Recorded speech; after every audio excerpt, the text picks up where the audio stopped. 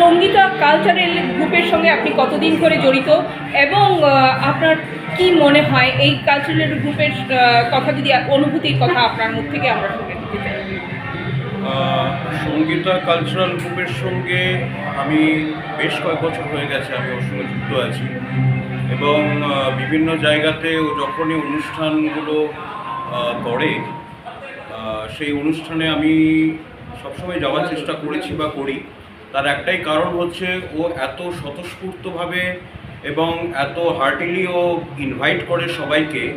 এই জিনিসটা কিন্তু আজকালকার এই যুগে এই জিনিসটা আজকাল পাওয়া যায় না খুব একটা। তো সেইটা খুব হার্টিলি যে এই ওয়েলকামটা ভীষণ ভালো লাগে।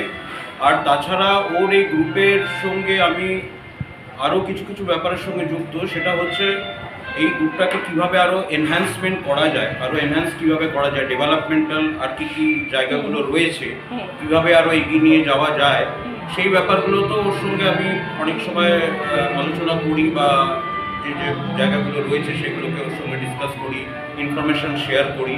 আর সবচেয়ে বড় কথা হচ্ছে এখানে ও সব ধরনের যারা আর্টিস্ট রয়েছে তারা সবাই এখানে আসে এবং তারা সুন্দরভাবে এখানে তাদের যা যা পরিবেশন যেগুলো করার সেগুলো সুন্দরভাবে করার একটা সুন্দর প্ল্যাটফর্ম পায়।